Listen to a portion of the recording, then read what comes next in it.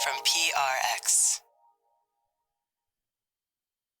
Friends beyond the binary, ladies and gentlemen, boys and girls, it's time for the podcaster who's coming your... No, I don't really need to come your way. You could approach me, I could approach you, or we could stay at a safe, whatever comfortable distance you need. I always, let's see, especially with the sleep podcast, it's amazing. I've ever said I'm coming. I mean, I used to quote the Katy Perry song about 5 years after it came out. But you say, sleep podcaster, please don't do any coming at me, even in a figured, don't worry. All right, point taken. I've only been making this show, 13, 14 years? Point taken. I'll be gently not approaching across the deep, dark night as needed, and we'll redefine all those words as needed. If you're confused, though, that may mean you're a regular listener or you're brand new, because that's kind of what I do. I mean, I'm confused always. I'm confused as how I always say, the podcaster coming at you with a bedtime story. If you say, no, there's no context. I mean, maybe... for kids, some sort, a parental figure or some sort of skipping icon they're comfortable with. You say, I'm coming at you with a bedtime story. Anyway, I'm way off topic here. How did we even go down this avenue? But welcome to Sleep With Me. It is eventually a podcast to keep you company and take your mind off it so you can fall asleep. This is why these discussions are important. Only in the context of a sleep podcast would any of this be relevant. So I'm here to be your friend in the deep, dark night, keep you company so you could fall off. Instead of putting you to sleep directly, I kind of just talk for your benefit, and you could kind of listen to me, barely listen to me, or listen to me as needed. I'm really glad you're here. The show is here to be your friend in the deep, dark night. And... whether you're new, you listen occasionally from time to time, or you're one of the super listeners that listens to the show night after night. I think I was going to say something else, but now I forgot. Oh, structurally what we got coming up. So we got support. Supporting the show is really for only those super listeners. Those are the people we need to support the show. So if you're an occasional listener, time to time listener, you're new, don't worry about it. Really, don't worry about it. If you're not in a position to support the show, don't worry about it. Then after the support will be a long, meandering intro meant to ease you into bedtime. And then later on, we'll be reading from a collection of stories in kind of like a audio fiction-esque version of Sleep With Me. And all told, be here about an hour. I'm really glad you're here. I love trying to put people to sleep. I love keeping people company in the deep, dark night because I've been there. And I just want to help out if I can. Genuinely, I've been there lately. I even looked at my thing. All of a sudden, I'm recording this in early November. On October 25th, my sleep just went like something changed, and I can't even quite pin it down. But I'm working on it. So I'm glad you're here too, so I can help you out. And I'll keep working on my stuff too. So if you're new, like I said, you don't listen night after night, year after year, don't worry about this stuff. But if the podcast changes your life on a regular basis, you'd miss it if it was gone. If you open up your podcast app and said, Sleep With Me is gone, think about supporting one of these sponsors or supporting the show directly. Thanks. All right, everybody, it's time to talk about tonight's sponsor, Helix Sleep. And I'm excited to tell you about my Helix mattress. I took the Helix quiz after I moved at helixsleep.com/sleep. And I got matched with an amazing mattress that fits my sleep needs, my feel preferences. And every winter night, I'm cuddled up in there. I am so cozy. How about you and your mattress? Do you have that kind of same relationship where every night you say, "Hey, boo, I can't wait to see you." Like a mattress that fits your needs. What do you want in a mattress? What's going to make you comfortable? so that you could drift off into dreamland. That's what Helix has figured out, because you go to helixsleep.com/sleep. You take that Helix quiz. Helix matches you with the perfect mattress based on your personal preferences and sleep needs. It makes buying a mattress so easy. It brings such peace of mind. Helix mattresses are award-winning beds, not just my favorites, but they've been tested and reviewed by experts like Forbes and Wired. And that Helix mattress comes straight to your door, free shipping in the U.S., and I know I'm sleeping good in my Helix. I just don't know about you and the mattress you have right now. Maybe it is time for an upgrade. And now is the perfect time, because, of course, Helix has a deal for our listeners. Go to helixsleep.com/sleep for 27% off site-wide during the President's Day sale. Now through March 1st. This offer is exclusive for listeners of Sleep With Me. That's helixsleep.com/sleep for this exclusive offer, 27% off site-wide. Make sure you enter our show name after checkout so they know we sent you. helixsleep.com/sleep. Thanks, everybody. All right, everybody, it's time to talk about tonight's sponsor, ZocDoc. And raise your hand if you're a bit of a procrastinator like me. You put off setting up that dental cleaning appointment, or honestly, any kind of appointment, or even like searching for making an appointment, figuring out even how to do that. It's not easy, right? You want to put it off because there's a lot of barriers, it seems like, to making it easy. And here's the thing. I'm so happy that we work with ZocDoc now, because I have new insurance, and I know right now in my hands I have the ZocDoc app.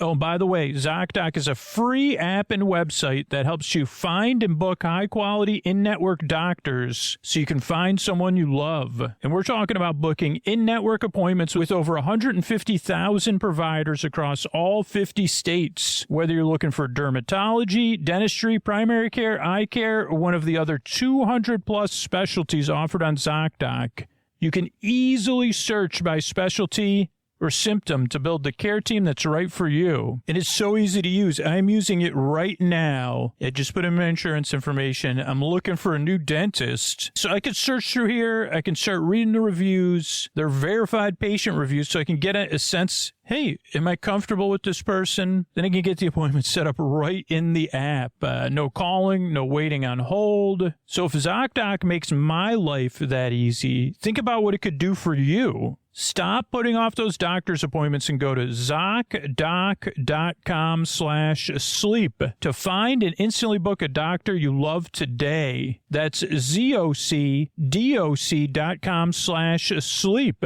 ZocDoc.com/sleep. Thanks, ZocDoc, for sponsoring this message. Hey, everybody, this is Scoots. This is where I normally do these pitches for Sleep With Me Plus, but instead, I'm doing this listening campaign to get a better understanding of regular listeners who've never supported the show and who haven't decided not to support the show. Because last year, I heard from a lot of people who aren't in a position to support the show, and a lot of people who say, I just don't support podcasts, or I just don't want to support Sleep With Me. So I haven't heard from most of the people that listen regularly.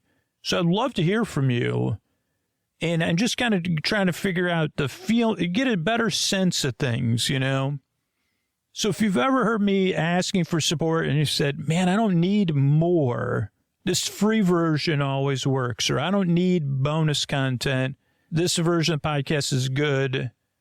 I'm curious, like, when the feelings or the sense, like, behind, it sounds like a hassle, or more, or what do I even get? Does it sound like more work or extra effort, like more overwhelm, something you'd have to manage, or some other feelings or some other sense I don't even know about? If you want to let me know, it's optional, but it'd be a huge help. You could do so at sleepwithmepodcast.com/listen. Oh, Mystery Bard. A lot of people help out on the show. Who are they? Chris Posty Poster Son sounds like an earful. Wrote the theme song. Edits episodes. Carl W the legend. Also edits episodes. Ashley, Kenny, Scotty, Jennifer. Eric and the team at Astound are on the website. I am the mystery bard. I do the lullabies, yeah. I do commissions at jonathanmann.net. I'll write a song for you. Any reason at all. You can tell me the story and I'll make it personal. You see the kindness shine straight on through when the listeners form their own Facebook group. Keith, Stacy, Sarah, Julie, and Jennifer.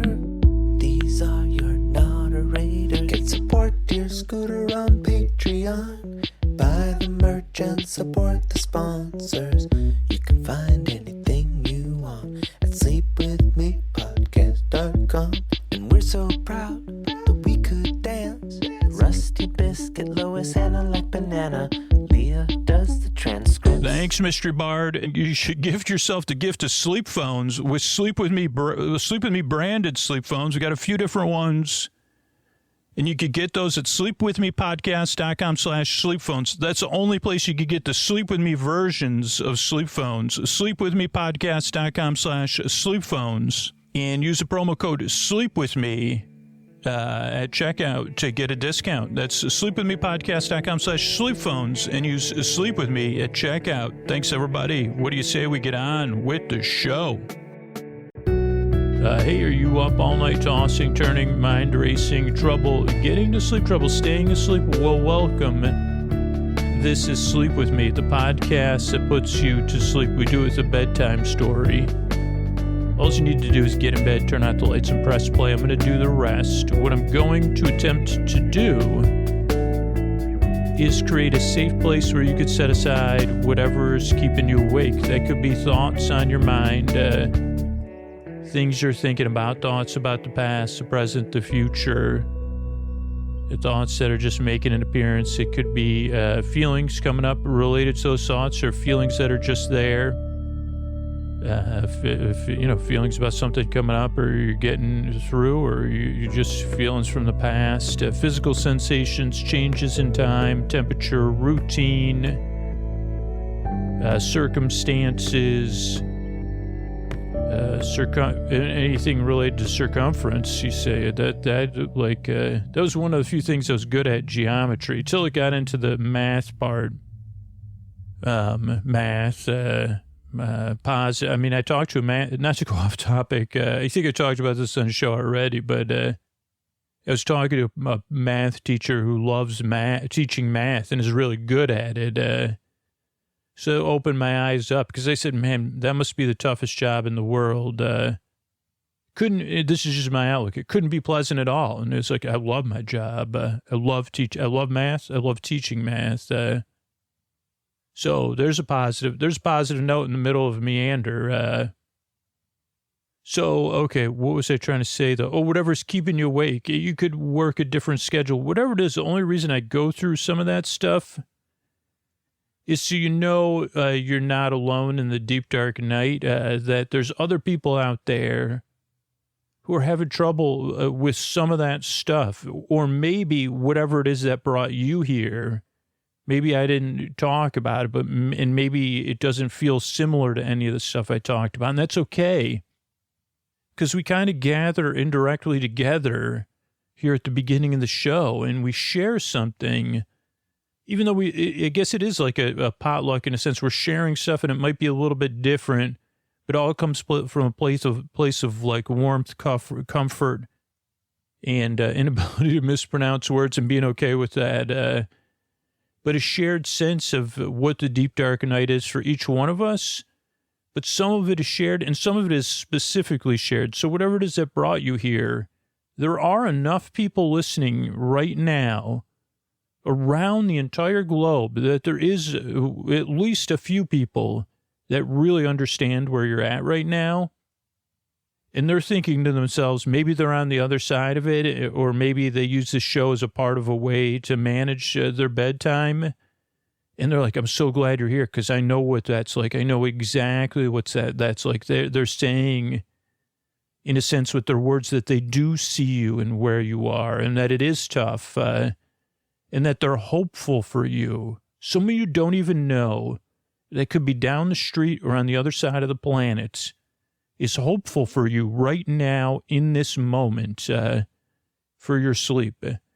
And that's the most important thing I'll point out in the show is that they're hopeful you get the sleep you need. And I'll give you other options even other than sleep with me. So don't worry. This isn't specific to you becoming a listener to the show. But those listeners also do hope that you get the wonderful experience they're experiencing in their beds, knowing they're sending well wishes to someone that struggles like them. I don't know. There's something about it that's special in a very soft and indirect way, in a way that you could say is small in a good way. And that's the energy of the show. That's the engine of the podcast, or the engines, or the why. So, and that's what I make the show. You deserve a bedtime you don't have to dread, a bedtime you could look forward to or feel neutral about, where you get the rest you need so your life is more manageable tomorrow and on a regular basis. And ideally so that you're out there flourishing in the world, because if you're flourishing in the world's a better place to be in, and we need you. And that's not a joke either. We really do need you flourishing in the world, or whatever it is you're going to bring to the world when your life is more manageable and when you're flourishing is what puts magic in this world. I don't normally point that out so directly. I hope I can remember to do it more in the future, though.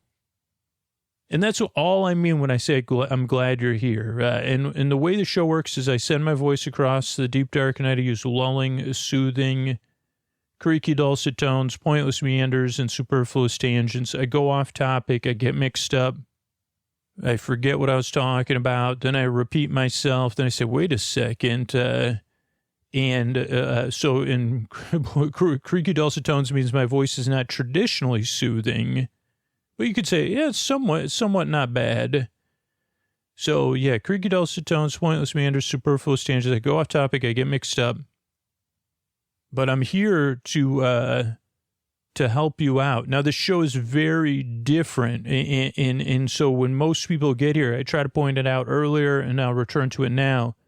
You're probably skeptical. You're probably doubtful. You're probably frustrated, suspicious, irritated, whatever it is, because if it's anything like me and you've struggled with sleep for a long time and repeatedly over a lifetime, or you got something coming up and you really want to get some sleep, or you're going through it, and then you found the show, you probably had some kind of expectation, a reasonable one. And this show's somewhat unreasonable. It's different than most things. And that's the way, that's the sticky part of the show, just for the people it's sticky for, that it can help you. But it does take a few tries to get used to this show. That's what most people who became supporters of the show, who've been listening, their experience. There's people that get it right away, but for most people, it takes 2 or 3 tries. So just see how it goes for you, right? So you can see how it goes and see what works for you. And what happens usually is the first time you're like, what is this? I thought this was a sleep podcast. And the second time you're like, when do the chimes start and the counting down? Hey, where's the guru-esque spirit animal questing?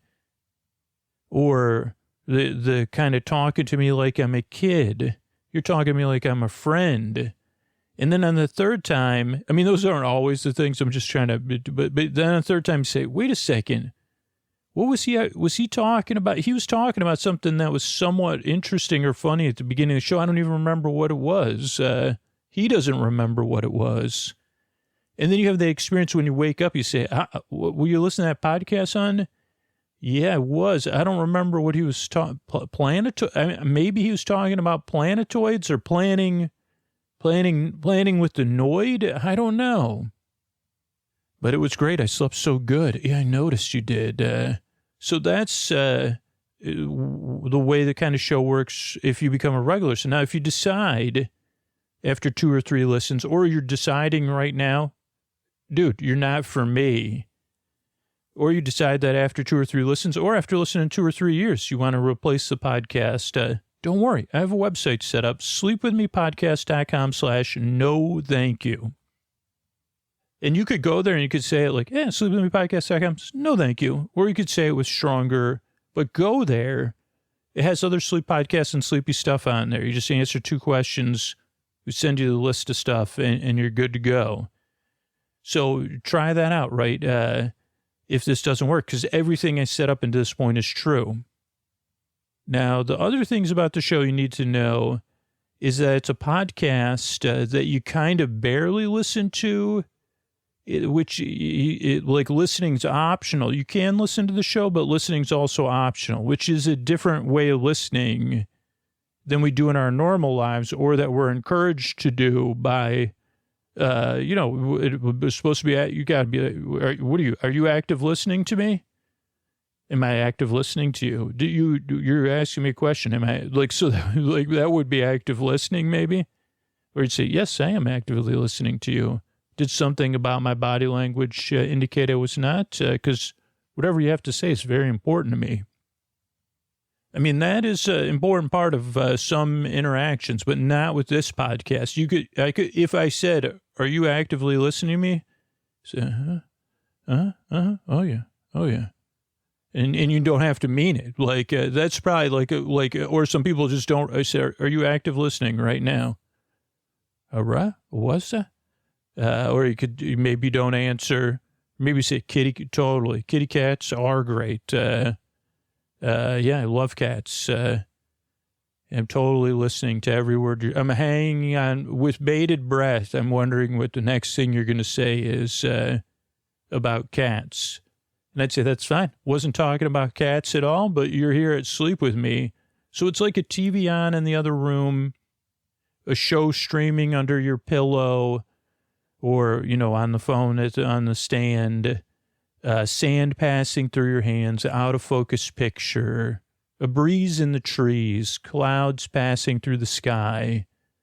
That's what this show really is. It just kind of eases by you. And you can engage with it or not to whatever degree works or whatever degree you're feeling right now, and see how it goes. So that's one part about the show. This is also a sleep podcast that's been around before there was sleep podcasts, really. Or not really, I'm pretty sure. And or bedtime stories for adults was just something that happened in person, or repurposing of different stuff. And this show is not here to put you to sleep. Even though it's a sleep podcast, I'm not here to put you to sleep. There's no pressure to fall asleep with this show. None at all. I'm going to be here over an hour. There's 600 plus episodes in this listener ad supported free version of the show. And there's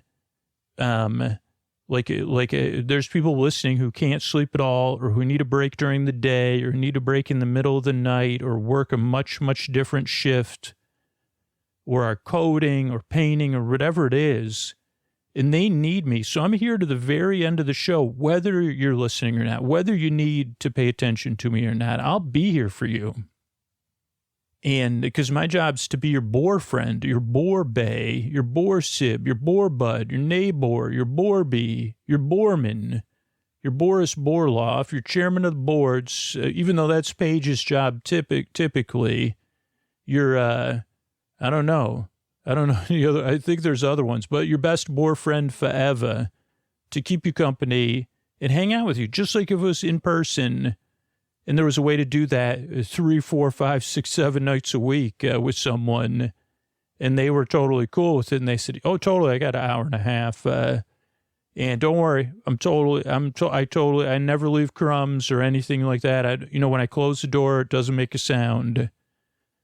In lieu of that being available, and kind of these stories kind of lead it. It's like one day maybe we'll have some sort of Android option that's totally soft, and we don't think, you don't say, I don't know, but I don't have anything, I've just seen too many movies. You sure you're going to shut your batteries down when you're done telling me the bedtime story? Oh, yes, I am 100% going to shut down my batteries and recharge. So you don't have to worry about that with this podcast. I'm here to keep you company and take your mind off of stuff.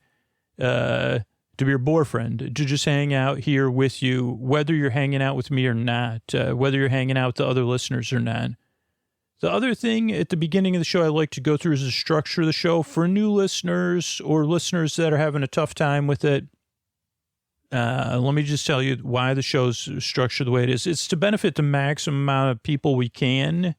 And that's a wonderful thing about podcasts is that the tough side about podcasts is they're available everywhere. They're not just on one platform. But that also means that you can kind of use a podcast app to work with how you like to listen and build playlists and stuff like that, or use different podcast apps for different activities. But all of our shows structured like in this way. So the shows, everything we make starts off with a greeting. Friends beyond the binary, ladies and gentlemen, boys and girls. Then I go on some sort of tangent to give you a sense of what the podcast is like, and ideally to let you feel welcomed and welcomed in and seen and respected. And that, hey, this is a caring place. Imperfect. The show's imperfect. I'm imperfect. Very imperfect. But a caring place where you don't have to be perfect. Nobody does.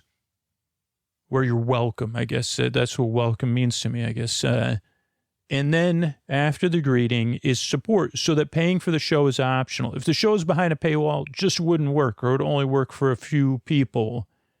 And so the people that support the sponsors and listen to the sponsors or support the show directly make the show available to everybody else. Because there's people listening who only listen because they're going through a tough time right now, or they can't afford to support the show, or they choose not to support the show, or they're new. So the support enables it to benefit everybody. And it's really when the people that benefit the most participate back that works. It's kind of like a two-way street. Or if you're just a person who say, I don't like listening to the ads or stuff, no problem. You could get ad-free episodes on Sleep With Me Plus. Then totally separate from the support is a show within a show, which is the intro to the podcast. And it takes about 15 to 20 minutes for me to introduce a podcast I've made thousands of times, or 1,000 plus times. And there's a reason for that. One is that I want every intro to be new, ideally, unless we're remixing something or something like that. Because variety, I think, is an important part of this, helping take our minds off of stuff. Like repetition doesn't work for me. Like my brain, my feelings, my thoughts, my physical sensations, one of those will catch on. But when it's familiar, but it's different every time, it has variety, that seems to work for me. And the people that like listening to Sleep With Me, it seems to work for. But the great thing is I made the show long enough now. If you prefer repetition, you could set it up in your... there are listeners that love repetition of the show or just specific things. It's another great thing about making a podcast is that you could just set your playlist out what works for you. But the other reason the intro goes on and on and on, other than I'm just inefficient and like hanging out with you, is that it helps give a buffer between being awake and asleep to ease you into bedtime. So some people are in bed getting comfortable. Some people are getting ready for bed or winding down. Or they're doing some chill activity to get eased into bedtime. And there are some people that fall asleep fast. If you fall asleep fast and you're hearing this, I have to get your attention and please support the show. But otherwise, the intro is to ease you into bedtime. And that's just what works for me personally. Everything I read about sleep works is having a nice wind down that this podcast could just be one part of. Makes bedtime nicer. And say, even when it doesn't go well, like for me, I just started a new book and I say, man, looking forward to this book at least and hanging out with these characters. So I got that, and then I can read for a while and I'll be comforted at least, even if I don't know what's going to happen after that. And that's what the wind down is. That's what the intro is about. If you decide you don't like intros, like you only like the stories, don't worry. We have you covered in two places. There's a free listener ad-supported version, Bedtime Stories from Sleep With Me, in any podcast app. And then on Sleep With Me Plus, you get ad-free full episodes and ad-free story episodes the same time. They come out in both versions in two different podcast feeds, as well as other stuff. But so, yeah, you could kind of see how it goes for you as you become a regular listener. Or some people like to listen to a full episode and then story-only episodes. Just see how it goes for now. If you're new, or if you're a regular listener and you're just listening to this kind of for the first time paying attention, try some of it out if you want. But that's why we do it the way we do it. Then after the intro will be support, and then later on after the support will be, I'll be reading from this book we've been reading from. It's like a collection of sci-fi stories. So, yeah, all told, be here about an hour. I'm really glad you're here, and I work really hard. So do a bunch of other people. We yearn and strive. We really want to help you fall asleep, and I'm so glad you're here. And again, if you're new or you're just going through it, don't worry about it. You can't afford to support the show, don't worry about it. But if you return to the show night after night after night, we really could use your support so we can be here at night after night after night. Because listener support directly and the sponsors are the only ways we fund the show. And we just need the people that benefit the most to support the show back, and it works for everybody. So think about it if you're one of those people. And these are the ways you could take action right now. Be the best time if you're still up. Thanks. This show is supported by Odoo. When you buy business software from lots of vendors, the costs add up and it gets complicated and confusing.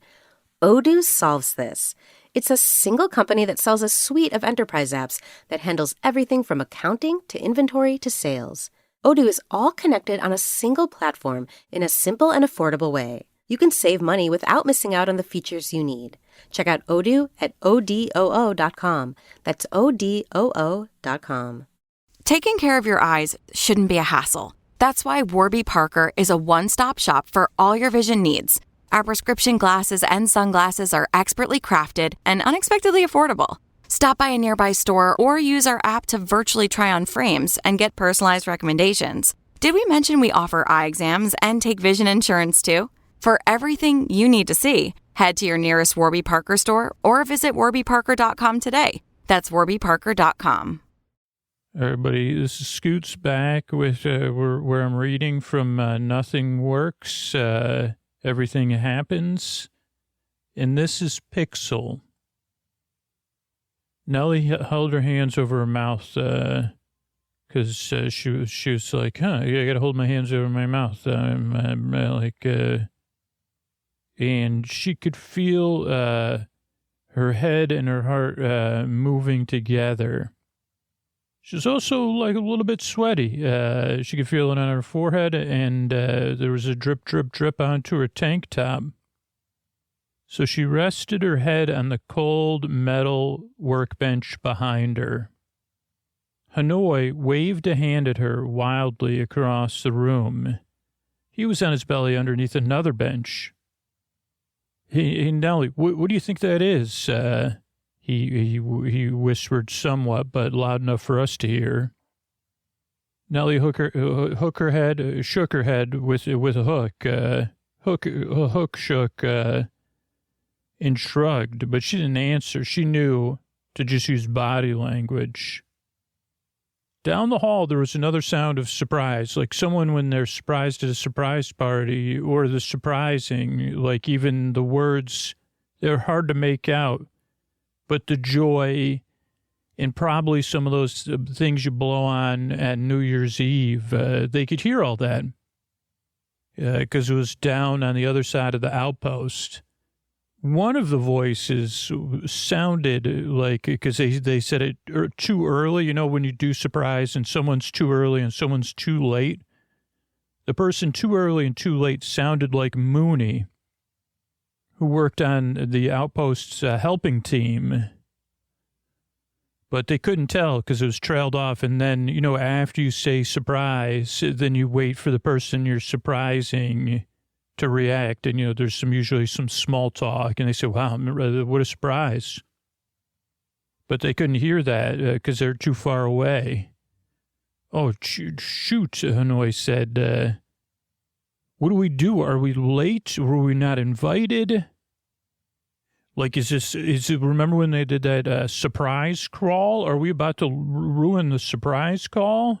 Call of surprise during a surprise crawl?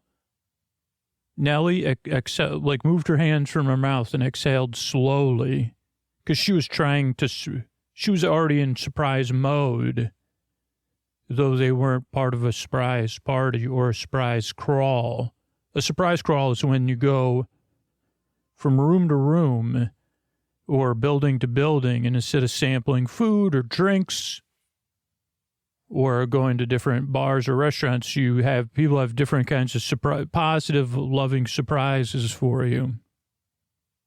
But she was trying to remember. She was trying to focus. Nellie was. Her mind darted in all directions. Now, she had taken this job out here on this remote, dark space planet to escape what she thought was her chaotic lifestyle previously, or chaotic world she was a part of. Out here, there was no other planets for light years, no stars in the sky. Not a single one. It was something Nellie had genuinely never considered before she arrived here. You can only see the stars that are in your own galaxy. The rest are simply too far away, Hanoi explained when she first arrived. In this galaxy, everything was too far away, and the night was jet black across the sky. And Nellie felt mixed about it. She thought it was unsettling, but also strangely peaceful. And that was part of the reason she'd come to a lifeless asteroid hurling, not curling. Well, it could be curling, depending on its angle, through unexplored space. Somehow, even this far out, the chaos had still found her. Because celebration is there's plenty of positive forms of chaos. Part of the back in Nellie's mind tried to tell her. So the two of them sat silently, listening for any further signs of what was happening, trying to remember, checking their. They said, "Do we have any emails to check? Do you remember any meetings or memorandums about surprise parties or surprise crawls?" I don't know. I remember there was some sort of sign up in one of the break rooms, Hanoi said. And I heard people talk. I could have sort of heard the word surprise, or like in general conversation. And I headed towards the mess hall to see what it was because I was going to try to peek around the corner, wonder, because I didn't want to be. I didn't want to. I didn't hear about anything, right? So I didn't want to just peek in, walk in. I'm not very good at walking in casually when I'm not being casual. So I thought if I walked in casually, fake casually, so they would tell me about whatever surprise they were planning, they would invite me, but I knew I couldn't pull that off. So I just waited and listened. And then I heard Jessa open, she was like, "I'm going to open a reverse popper." And someone said, "A reverse popper?" And she said, "Yeah, reverse popper. It doesn't pop. It's kind of like a miniature black hole. It sucks all the sound in." And they said, "Wait, what do you mean? Have you ever heard of that, Hanoi?" No, but she did it, and then there was nothing. There was a couple of gasps. But then I heard someone walking out, and so I bolted because I didn't want to get caught listening in either. But it sounded like it worked, it was some sort of surprise that it offered. But Hanoi was also getting louder, and Nell was like, "Quiet, quiet, quiet. I don't know what to do, because if we know we're not invited." Oh, man. Now, Nella also knew something else. Her partner, Tevi, had called her and warned her that some sort of surprise, like Tevi was like, "I don't know, but there's some sort of surprise going on, surprise planning." So if it's a surprise crawl, even if do you know anything about it? First they did that, and no, okay. Well, maybe we should both hide if we hear anybody coming. as if we're going to participate in it and then jump out and say surprise. And they've been never knows. What if it's not Nellie, not Nella, Scooter? Sorry. Nellie was like, you could call me Nella, Tevi, but not when I'm formally talking. But she said, but what if it's a theme surprise? What if we're supposed to be dressed a certain way? What if each room's supposed to have a unique take on surprises that are hiding at surprise parties? What if you're supposed to agree, like, what if it's like some sort of alphabetical order? Which would mean, like, if they were the F room, anybody whose name began with the F, they were supposed to surprise. But then Tevi said, somebody's coming to my room. I'm going to hide and maybe surprise them by, and hung up. Now, Nellie took that as a lead, and then she thought she heard something. She said, oh no, we got to hide. Maybe we shouldn't. Maybe we should go find. Then she changed her mind. She said, maybe we should go find Tevi. Let's try to sneak over to Tevi's office, comm center or whatever, and see who's surprising them so we could get a grasp of what's happening. But then Hanoi said, no, please don't go look to Tevi's office, because, again, it's worse if we get caught. If they know, we know that we weren't invited. It's worse than if we only know. And Nellie said, are you sure about that? And he said, please, let's just pretend we're a part of it. We could even have our own party. Surprise, we're going to... And she's like, that doesn't count as a surprise. I'm not surprised. And Hanoi said, I guess we both are somewhat surprised we're not a part of him, especially Tevi. Well, let's go back to the workshop and set up. And then she said, what about going to containment? We could do a surprise there. And that way... what if there's no surprises at all? It's just something like we've made a self-perpetuating. We could be like, oh yeah, we're changing out our suits or whatever, got a little dirt on them. That way we'd say, hey, what's going on? We were in a big project, secret project. Was there something going on? We heard surprise. Was that surprises we heard? We've been working so hard. You want no, because I can't pull that off. You might be able to, but if I'm with you, I can't, I'm not an actor. And he said, let's just hide here. And also, like, this is going to sound different, but I seriously I find it not stimulating. I do find it stimulating, not in that kind of stimulation, but I do find it titillating and stimulating on some level. Hiding and anticipating surprising people. And I theorize that that's why we do it so much on this planet, because maybe, I don't know how it's related to not having any stars or this asteroid.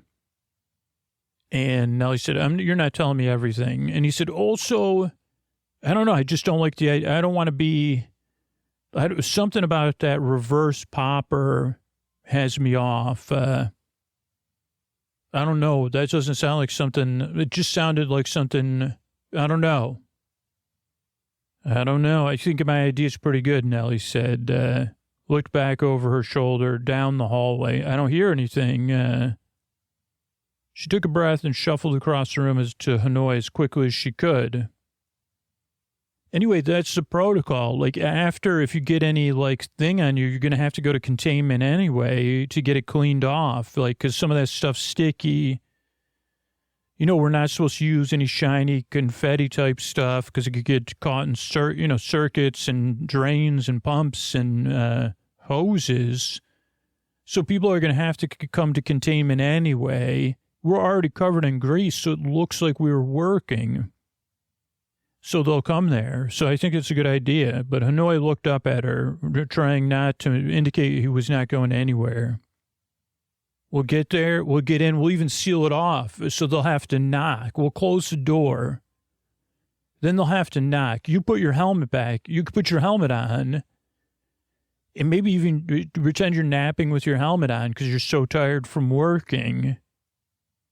And he says, wait a second, we could put on the gravity seal. And then, they'd have to go through different stages to get in. So that would look like, because we wouldn't have been able to hear anything through the gravity seal clearly. So she said, she gave a shrug and stood up slowly, but still was ready to surprise anybody. So she was kind of low behind the workbench. Now, the fastest way to get there is through the mess hall, she said reluctantly, because she knew Hanoi was barely on board with the plan as it was. Now she was asking him to go directly back to where he saw like he was listening in to Jess use a reverse popper with the other people possibly planning a surprise party. Nothing about surprise parties has been confirmed. But he nodded and picked himself up onto his knees. Okay, but what if we get separated? And she said, okay, well, if we get separated or something happens, like one of us takes a wrong turn, we'll double back here and we'll figure out a new plan. And she looked around for anything they could use. She found a couple red rags and spun them in circles. And she said, okay, this looks like both rags or something we could use to surprise people. He looked at her because one of the things they're not saying is like, if you're not a part of, you get, like if someone was to come in that room right now, they weren't prepared to do a surprise, and they weren't prepared to do a surprise within the surprise parameter protocol, SPP, for this station, they would get demerits. So that's one of the other concerns that Hanoi was having. Like, I don't know, is that like make a surprise, red rags? But he took it and gave her faces like, it's not going to work. Any better ideas, she asked. He shook his head, no. Okay, let's run as quiet as we can on 3. And Nellie took a step towards the door. 1. Hanoi bowed his head and clasped his hands together silently, communicating with power greater than himself.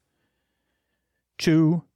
Nellie grabbed a couple pieces of scrap metal and a can and put them in the can and shook it like a noisemaker. Just as she was about to bolt, Nellie hesitated. The lights in the hallway flickered a few times and then went dark. She looked at Hanoi. He stopped. He was frowning. His brow was furrowed. And this is always a good place to pause, but of course, Scoots will keep going here. Nellie squinted her eyes, searching for what Hanoi was staring at. The hallway was pitch black with all the lights out.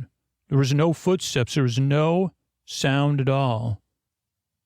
Wait, what? Where? What are you looking at? It's something like a person dressed as a black hole, like a person in a black suit dressed as a black hole. I've seen it before at surprise parties. There could be a whole group of people like, they probably can't see us either, Hanoi said.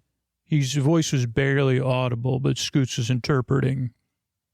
Nella searched the darkness in front of her, looking for any movement at all, any sign of movement, any sign of sound. There was nothing there. But then there was. It was like a speck of dust, a simple grain of sand floating in the darkness. Her eyes couldn't quite make sense of it. It was a tiny dot that was absolute purest light.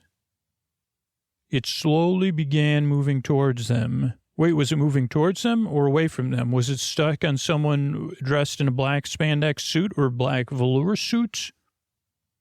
Was it just a piece of dust, a reflective thing floating on the air? Was it an actual light? Nellie couldn't tell. She had no frame of reference. The dot was not getting any bigger or any smaller. What, Hanoi said. His whisper turned into something louder. What are we going to do, Nellie? Nellie still couldn't make out what she was looking at, just like any of us stared into darkness before, and things take shape that maybe aren't there, or maybe they are. Maybe you're seeing something in a new way. But she couldn't make out what she was looking at. So she responded to Hanoi's confusion by throwing the can full of scrap metal down the hall. The thing was, it never hit the floor. As the can full of scrap metal flew through the air, the tiny dot zipped forward to meet it. And in that moment, it sounded like the can got caught and then crushed. But then there was silence, no sound at all. Nellie took a step back. Hanoi made definite sounds of like being caught, getting demerits, not being invited to some surprise thing, or not reading the proper emails correctly, or being left out of some sort of surprise in the dark party. Because they were like, is that that movie? Like, it was like everybody, like when you sleep over and you turn the lights out on the floor, but they didn't have that concept here. But maybe they did. Hanoi somewhat thought to himself, and when Scooter and his family, Scooter used to play it in a sleeping bag. If you don't do this without supervision, but I would put a sleeping bag over my head and pretend I was an inchworm, and I'd crawl through the rooms, and, you know, I'd definitely go slow enough so I wouldn't bump my heady poo, and I would get lost, and I quite enjoyed it.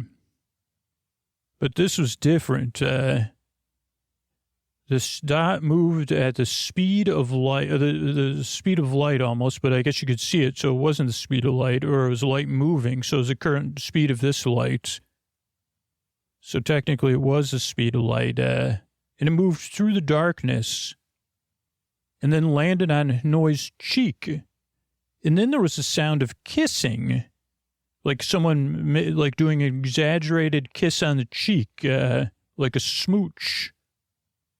And she started to wonder if this was some sort of hide and seek game, like, which is not unprecedented, like, and she took off. She said, if this is some sort of hide and seek game where you have to get kissed, like maybe someone's wearing a lighted dot, that means they're it. Hanoi and I did not read the memorandums, which is not totally unprecedented. Same with Tevi. But clearly, she said, sorry, and that was her short for Hanoi, or Han. Probably Han, Hanoi, Hanoi, Han, probably, more than likely. Though Scooter did have a friend Han, so, but she said that to herself, but didn't look back. I'm not going to get demerits. I'll pretend I know what I'm doing. But she could barely see a few feet in front of her, but she took the risk and, you know, held out her hands and ran at full speed through the hallways of the outpost. I mean, this must be part of the surprise or the game with the lights being all out, she wondered as she rounded the corner into the mess hall. There was no sign of Jessa or anybody else there, or Tevi. No signs of anyone else. Apart from her breathing from running, the mess hall felt still. For a moment, it felt just like another night when she'd gone to sleep. She'd gone out for a snack after waking up, and like just a regular night, even though it was pitch dark. You know, but she remembers walking these halls in the pretty dark, but not pitch dark, when she'd got up for a snack when she couldn't sleep. But then there was a surprise sound as the lights started to power back up, and she was surprised. And then there was the hum in the walls, and the lights slowly faded back to full power. And then she saw a door on the other side of the room, and she bolted towards it. Stick to the plan. Get to containment. Get to containment. She only thought that to herself. Now, another pause, if you need to. Okay, the instruments can't make sense of it, Dougie said. there's no dimensions. Or if it does, our instruments aren't high-res enough to detect things. Micah rolled over to inspect his screen. Numbers and graphs, she didn't pretend to understand the cluttered display. But we can see it. We can see whoever it is. We can see the dot, and someone must be wearing it. But you can't detect them? Dougie shrugged. He leaned forward and scribbled something on a scrap of paper. It's like the light only has one dimension, even though it exists in all three of ours.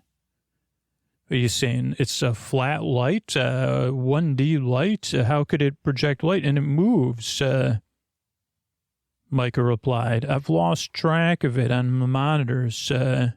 She was watching the monitors that displayed the cameras around the facility. Okay, Dougie said, it's possible. There are other 1D beings out there. Maybe it's a super advanced 1D being that got hired to work here that's decide that this is a game from their world or their dimension. Or they just showed up here. We're not aware of all. I mean, I'm not aware of anybody that's supposed to work here that's transversing in.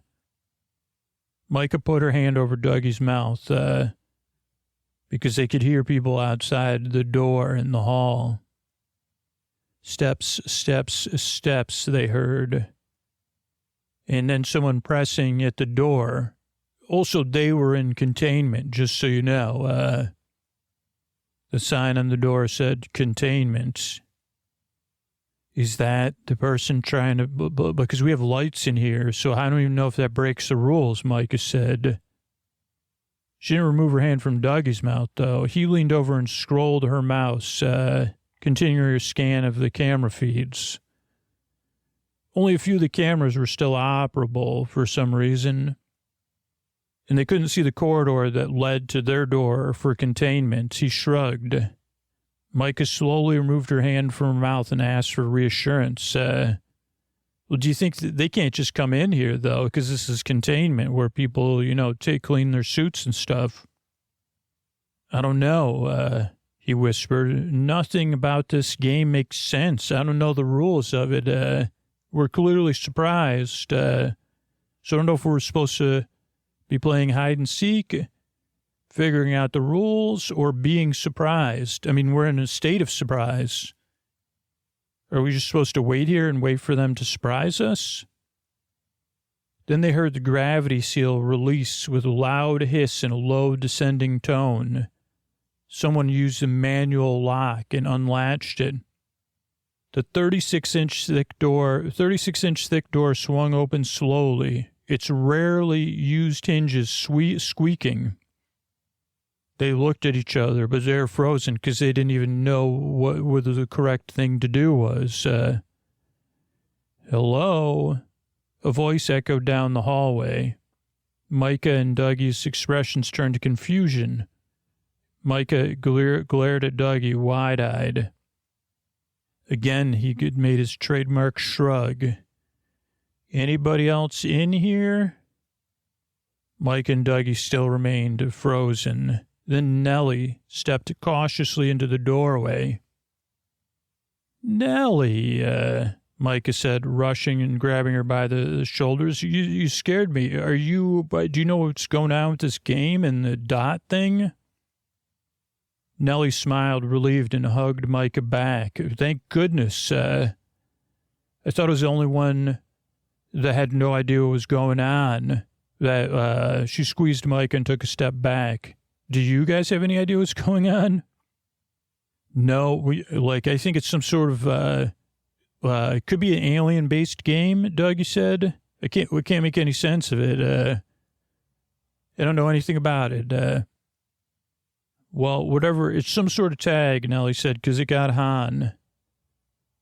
And Han, or Han. And Han Solo or Scoot's friend Han. You could go with either one.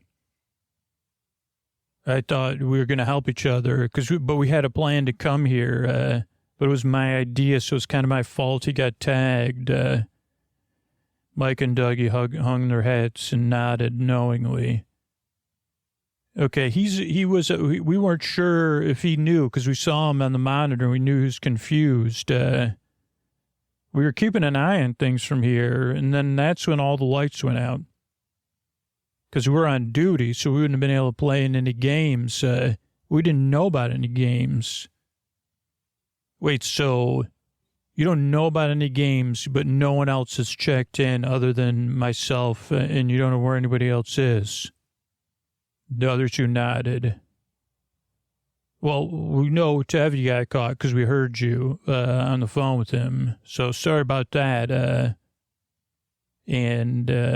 Mike, because also Tevi was only a few demerits away from a transfer, so it's kind of good. This was going to interrupt because if you get caught in hide and seek early, even though they didn't know the rules, so they hugged.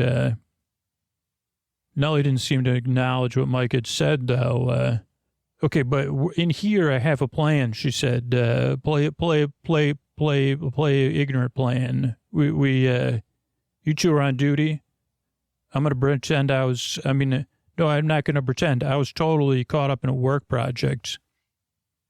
And I'm covered in grease. Well, yeah, that's what Dougie and I thought, too, because she said, well, you can play tag games with people on duty if there's a backup person, so they could only tag one of us.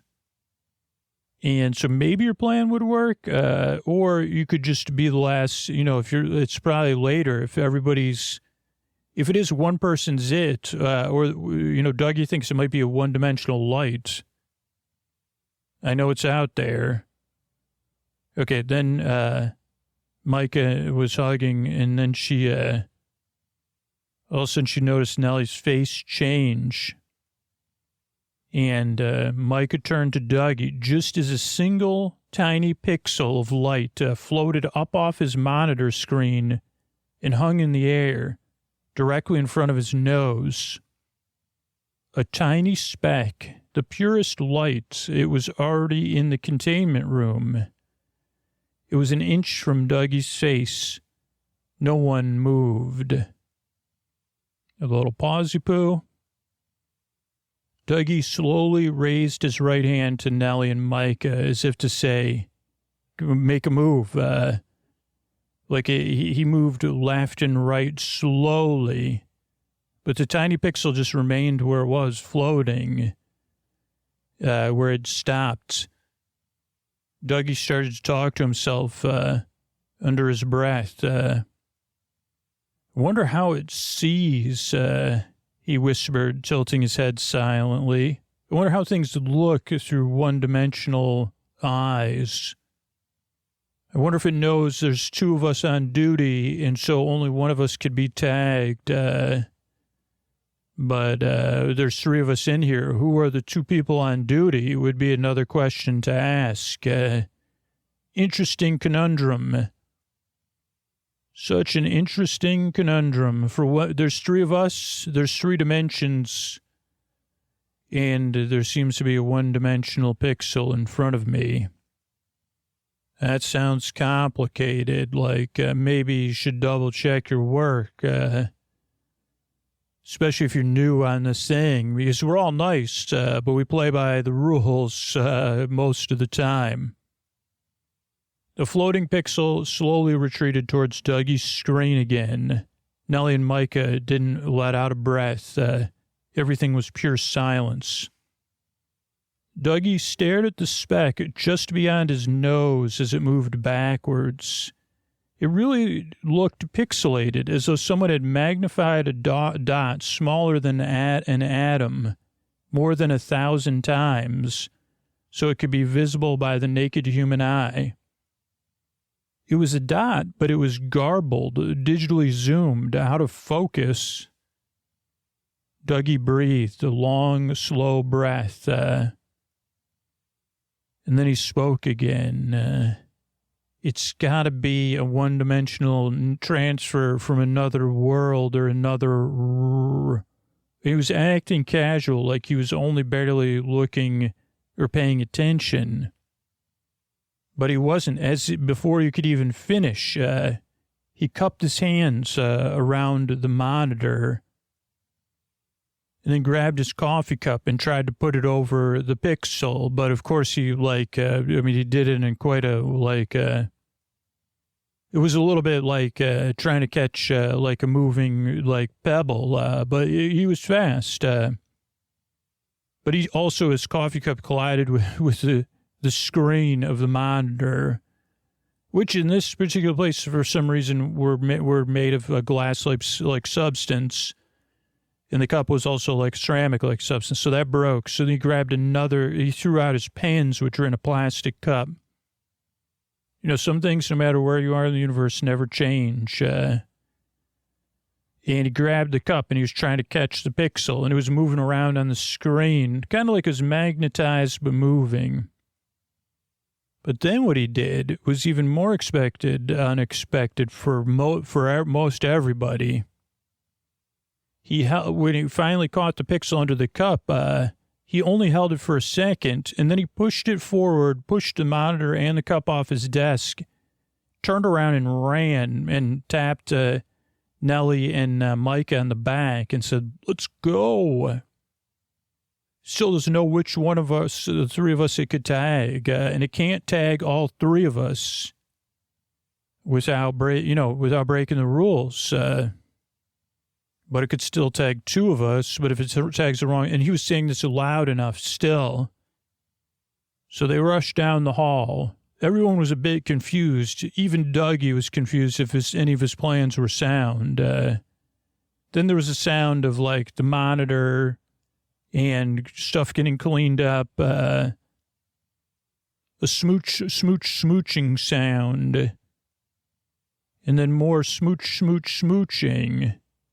Now, Micah got to the door they're running towards first and fumbled on the door handle. Where are we going, Dougie? We're going away from here, said Dougie without hesitation. We'll go to the docking bay. The docking bay? Nellie nodded and helped Micah push the door open as it released. She looked back down the hall but couldn't see the dot or anything. But then the lights went out in the containment room, and there was a sound of smooching. And so they ran faster through the mess hall and then took a left through the labs towards the docking bays. You can fly one of those expedition pods, right, Dougie? Asked Nellie. Gasping for air, she ran. They weren't used to running like this through the thing. Running was highly discouraged within the, without being on a treadmill. Because it doesn't indicate, running indicates like a surprise that needs your attention versus a surprise that needs your joy. Just a little surprise roll. No running. No need to run to surprise people for surprise parties or games like this. But they, they weren't following the rules. They're trying to win, I guess. A game they didn't even know the rules of or if they're playing. But this is what, part of like keeping people on the, keeping it from being boring. I mean, you see, we're out here in the middle of nowhere. Whoever came up with this stuff's pretty wise. I think I could fly one of those, Dougie said, jumping over a table. Now, at this point, all the lights in the outpost were going out. Now, there was a couple dim lights headed towards the launch pads or wherever they're headed, boarding rooms or whatever. And this made it really confusing, and so they had to slow down and put their hands in front of them. And they also couldn't see each other. They were trying to reach for each other. And as they went through more laboratories, Nellie almost got lost, but Micah grabbed her arm and said, no, stay with us. Now, Micah was in the front. She said, is it behind us? And Dougie said, I don't know. I'm not looking back. I don't want to look back. But this has been a long run, much longer than it sounds like as I'm rambling on and on and on about it. They're running. So they're starting to get tired, not just like breathing tired, but like running tired. Nellie could feel her heartbeat in her temples and sweat dripped into her eyes. And the overall, stimulation of hormones from being involved in surprises and then games and then moving fast, it was the kind of thing that made you alert and tired and discomforted at the same time. But below all that was that spirit of excitement, childlike excitement, pervading everything. And so the three of them also started to giggle in a hysterical manner while they were even trying to focus. They were giggling hysterically and laughing and crying because they were laughing. So then someone would stop laughing. They said, cut it out. I can't even breathe. We keep moving faster. It'll hear us. And then they'd be silent, and then they'd start laughing again. Now, finally, they got to the docking bay door, and with some fumbling, Dougie opened it. All three expedition pods remained docked. Wow, you were right. No one else made it here, Nellie said, as she waited for Micah to open the entry hatch of the first pod and get in. Micah nodded solemnly, climbed inside, and shuffled over to make room for the other two. Dougie climbed into the chair at the helm and started clicking buttons, flicking levers, pushing buttons, turning knobs, and, pressing stuff. What else can we do to get this thing moving, Nellie asked, wanting to help. Is this even a rule? Like, if we go off base, is it a rule? You guys are on duty, but you can be on duty on... Okay, so you could be on duty off base, and I wasn't... And Dougie said, we don't know the rules, so we could just say we didn't know the rules. I don't think they distributed... I think this is one of those improvisational games. So strap in. Is there anything we could do to help now? He said, no, buckle up. Once they were buckled, he pulled a large lever. Then he levered a lever, and then he levered a lever, and the expedition pod hummed to life. The small ship shook as it got louder. Nellie checked her buckles and hit to close the door to close, and they stared out the small porthole window. At this point, the docking bay was completely dark, so she was searching for any sign of the dot. There was nothing. A sigh of relief and a sense of relief spread throughout the ship as she saw the flames and exhaust of the pod taking off. They were about to move out. They all started to giggle and touch one another in disbelief. How many points will we get for... Could you transfer your points to Tevi, maybe? Mika leaned forward as far as her straps would allow her and hit Dougie on the shoulder. Nice work, dude. Great idea. We did it. Dougie joined in laughter and held his hands above him joyously. All three started to laugh and applaud each other. Elation filled the pod. Look, the ship's on autopilot, Dougie said. No hands, Ma. As he held his hands up, looking back at Micah with an earnest smile. Micah sat back in her seat and let out a long exhale. The ship continued its upward trajectory off of the asteroid and out into space. Whew, she said, turning to Nellie and offering a smile, too. Nellie grinned and nodded. Then she closed her eyes and tilted her head back on the headrest. The pod still shook forcefully, but she could feel the tension in her body draining out of her, the relief settling in. She had the post-giggle glow. She started to really enjoy it with her eyes closed, until the takeoff vibration of the ship mellowed and the engine sounds quieted down. We made it. I can't believe it. We're off the rock even. She could hear Micah saying that, even though her eyes were still closed. She heard Micah patting Dougie on the back. Then Nellie took another deep breath. Mike said, check out the view. It's beautiful up here.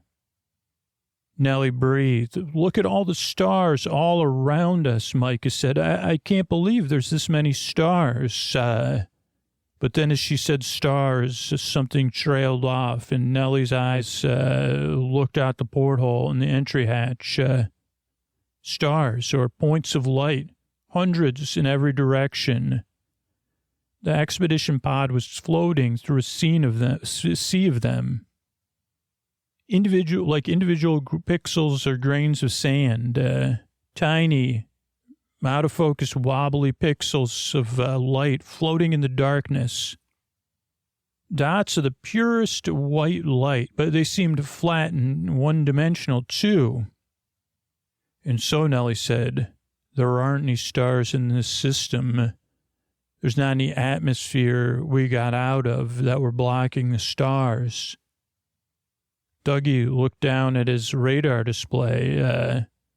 He studied the ship on the radar. The radar showed no stars. Nellie said, there aren't any stars in the system. And then across the sky, now we have a reference point for this, but they actually did not. The stars, like a drone light show, showed the word surprise, then exclamation point, then a giant set of lips. Then the lips came through the ship because somehow they could pass through things. And then they pretended and then because you can't make sounds in space, they made a smooch and a smack sound. And then they said, congrats, you actually won.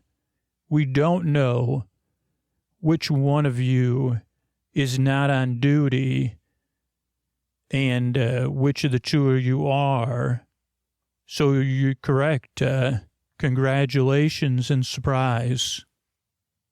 And then there was more stuff like they said return to base for a celebration party. We're actually your new coworkers. We are from a one-dimensional, stuff like that. But like they thought they lost for a quick second, Nellie and everybody else, but they didn't. So they returned to ship and celebrated, and Nellie actually was able to transfer some of her demerits, or her positive, whatever the opposite of demerits is, to Tevi. Though in the long run, the relationship didn't last. It did for a little while.